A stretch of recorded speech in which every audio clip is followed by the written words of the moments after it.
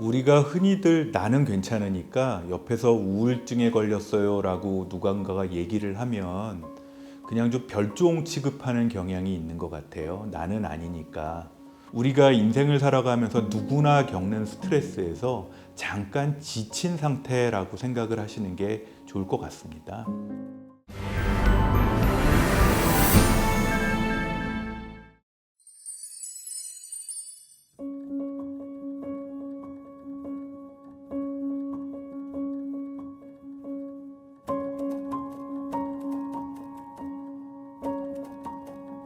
사람마다 성격이 다 다르다고 얘기를 하지 않습니까? 타고난 기질이 다 다르다고 얘기를 해요. 보통 성격 또는 기질이라고 얘기를 하는데, 자전거를 한 대 놓고 아이한테 가서 타보라 그러면 한 번도 타본 적이 없으면서도 달겨들어서 타고 싶다고 넘어지면서도 타는 아이가 있지만, 그냥 할 수 있는 것 같은데도 못한다고 엄마 다리만 붙들고 있는 아이들이 있잖아요. 그거는 타고난 거거든요. 그런 것처럼 그런 성격이 약해 보이는 것도 내 기준으로 봤을 때는 저 친구가 자신 없어 보이고 게을러 보이지만, 그거는 그 사람한테는 자연스러운 감정인 거예요. 자연스러운 태도인 거고. 그래서 우리가 항상 조심해야 될 거는, 의사를 포함해서 어떤 상황에서 내가 느끼는 감정을 저 사람도 똑같이 느낄 거야 라고 생각을 하는 거는 틀릴 가능성이 많다는 거죠. 비슷하게는 느끼겠지만 그 강도나 종류는 조금씩 다를 수가 있습니다.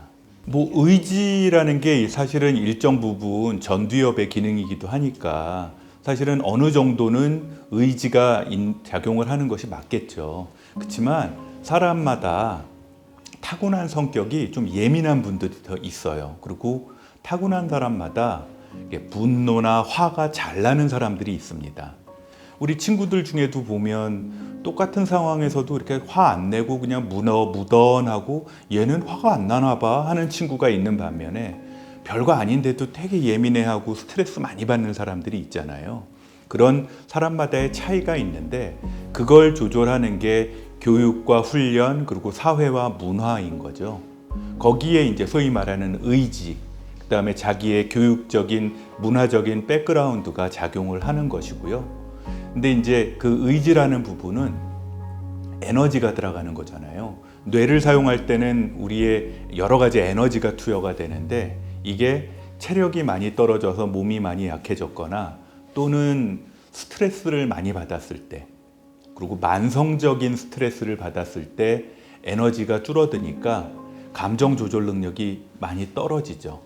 마치 하루 종일 누군가한테 비유 맞추는 회사 생활을 하다가 집에 들어가면 나도 모르게 울컥하고 아무것도 아닌 일에도 짜증이 나는 경우들이 종종 있거든요.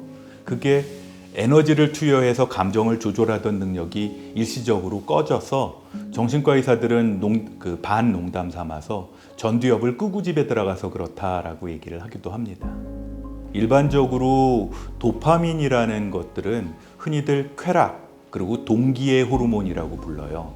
우리가 뭔가를 하고 싶은 마음이 들고 그걸 계속 반복할 수 있는 의지를 유지할 수 있는 호르몬이 도파민 때문이라고 얘기를 하거든요. 도파민이 호르몬이 몸 안에 충분히 있으면 기분도 나쁘지가 않아요. 그래서 즐거움을 느끼게 만드는 호르몬이기도 하고요. 그 도파민이 떨어지면 세상 일에 재미도 없고 흥미도 떨어지고 막 늘어지죠. 극단적으로 도파민이 너무 많이 떨어지면 몸도 움직이기가 싫어지니까, 소위 말하는 파킨슨병 같은 걸 생기는 게 도파민이 없어졌을 때 나타나는 병이잖아요. 정신적으로도 도파민이 떨어지면 의욕이 떨어진다라고 이해를 하시면 되고요. 아드레날린은 우리의 흥분성을 조절하는 호르몬입니다. 마치 당일치기 공부를 할 때 전날 긴장을 많이 해서 이 시험 잘못 보면 큰일 나니까 있는 힘껏 노력을 하잖아요. 그때 눈동자를 크게 하면서 막 외우게 만드는 호르몬이 그 아드레날린 호르몬인 거예요. 그리고 우리가 흥분했을 때는 어디 잠깐 다쳐도 아프지도 않지 않습니까? 그 통증을 눌러주는 역할을 하는 것도 아드레날린 호르몬이고요. 스트레스 때 가장 먼저 반응을 보이는 호르몬이 그 아드레날린 호르몬인 거예요. 근데 이제 세로토닌은 효과가 조금 더 다차원적이에요. 호르몬의 기능을 담당하는 수용체도 굉장히 많고, 그래서 어느 동네 가서는 흥분을 일으키게 하는 역할을 하고 다른 동네 가서는 그 흥분을 좀 가라앉히는 역할을 해서 종합적으로 얘기했을 때는 뇌에 있는 여러 가지 신경 호르몬들의 그 균형을 맞춰주는 역할을 하는 게 세로토닌이다라고 얘기를 합니다. 그래서 흥분을 하면 우리가 화가 나거나 또는 옆에서 폭탄이 떨어져서 흥분을 하거나 막 공포에 질렸을 때 도파민과 아드레날린 호르몬이 갑자기 증가를 해요. 그랬을 적에 너무 지나친 흥분 상태가 지속이 되면 소위 말하는 외상후 스트레스 장애나 공포 장애 같은 것들이 나타나는데, 그것들을 깔아앉혀주고 좀 진정할 수 있게 만들어주는 것, 즉 그런 흥분을 억제시켜주는 역할을 하는 것을 세로토닌이 역할을 해서 그 많은 생리학자들은 세로토닌을 억제성 호르몬이라고도 얘기를 합니다. 보통 급성기 반응과 만성 반응으로 나눠서 얘기를 하는데요. 급성 반응 때는 도파민이나 아드레날린 호르몬들이 급격하게 증가를 해요. 흔히들 우리 헐크 영화 보셨죠? 헐크 영화에서 그 헐크가 몸이 커지면서 근육이 커지고 눈동자가 커지고 그냥 얼굴이 파래지면서 목소리가 커지죠. 이제 머리로는 피가 잘 안 가고요. 근육과 심장, 두 팔, 두 다리에 피가 집중이 돼서 이건 뭡니까?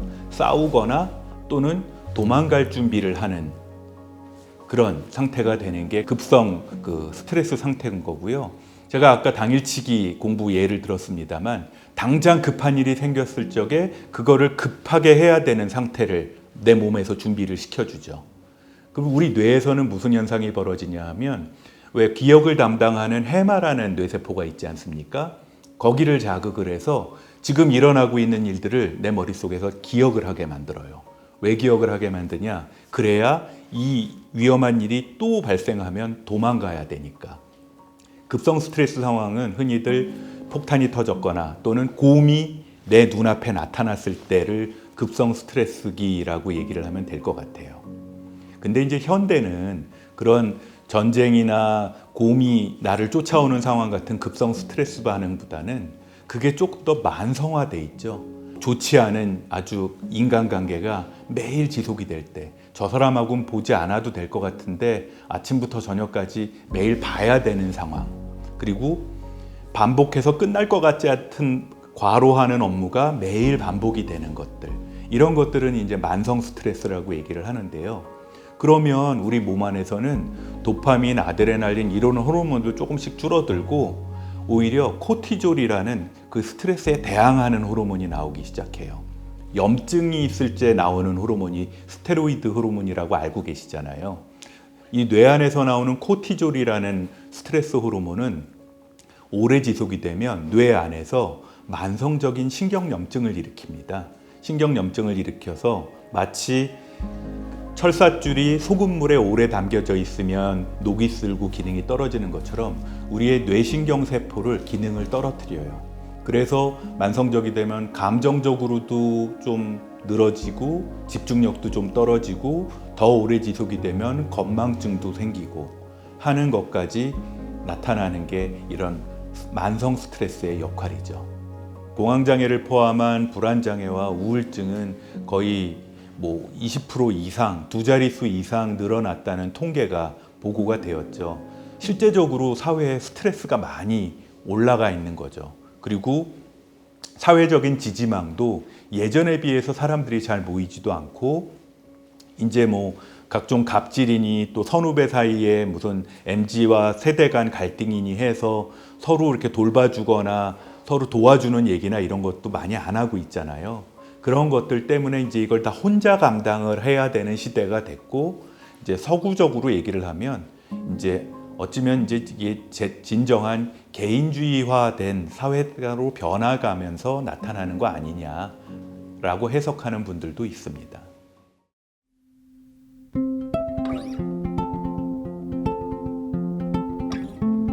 약이라는 게 사실은 모든 약이 필요 없으면 안 먹는 게 좋죠. 그 약이라는 게 몸 안에 들어가면 부작용이라는 것도 생길 수 있으니까요. 근데 그 우울증에 대해서는 그 마음을 조절하는 것뿐만이 아니라 생물학적으로 도파민, 세로토닌, 아드레날린을 포함한 뇌의 기능 변화가 있고 만성염증까지 생겼을 때 병원에까지 오는 증상들이 생기는 거거든요.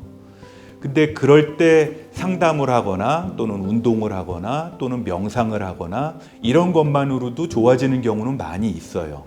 많이 있는데 이것들과 그 약을 먹는 것과의 공통점이 있습니다. 공통점이 뭐냐 하면 우리의 전두엽을 강화시켜 주는 거예요. 아까 감정을 내가 마음대로 표현하지 않게 감정을 좀 자제해 주는 게 우리 전두엽의 주요 기능이라고 말씀드렸잖아요. 명상이나 기도, 운동도 역시 그 기능을 해주는데 오래 걸리죠. 근데 이제 오래 걸리는 건 문제가 뭐냐면 그 과정상에서 너무 심한 증상이 나의 충동성까지 자극을 하고 자제력을 떨어뜨리면 그게 폭발이 될 수 있다는 거예요. 그 폭발이 되는 게 대표적인 게 분노 폭발이 되거나 아니면 나를 향한 분노로 폭발이 돼서 뭐 자살 행동이나 자해 같은 게 일어날 수가 있기 때문에 초반에 급성기 증상을 빨리 없애주는 게 중요하거든요. 약을 먹는 건 마치 마라톤 40km 이상을 뛰어가야 되는데 그 전에 한 전반부 60-70%의 거리를 앞으로 엘리베이터나 에스컬레이터 타고 올라가듯이 확 줄여주는 효과를 약이 하기 때문에 하는 거예요.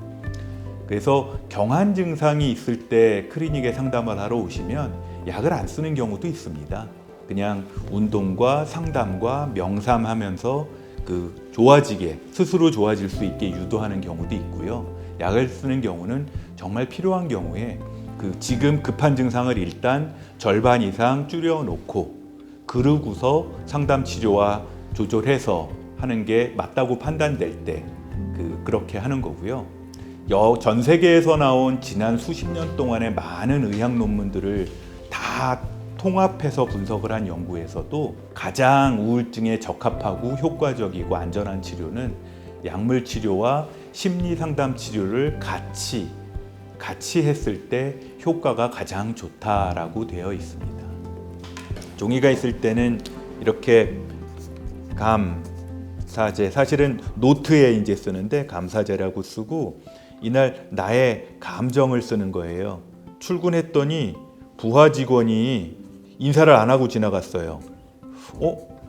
저 이래서 화가 났나? 저 사람 나쁜 사람이네? 라고 생각을 했는데 자세히 생각을 해보니까 오전에 부부싸움을 한 거예요.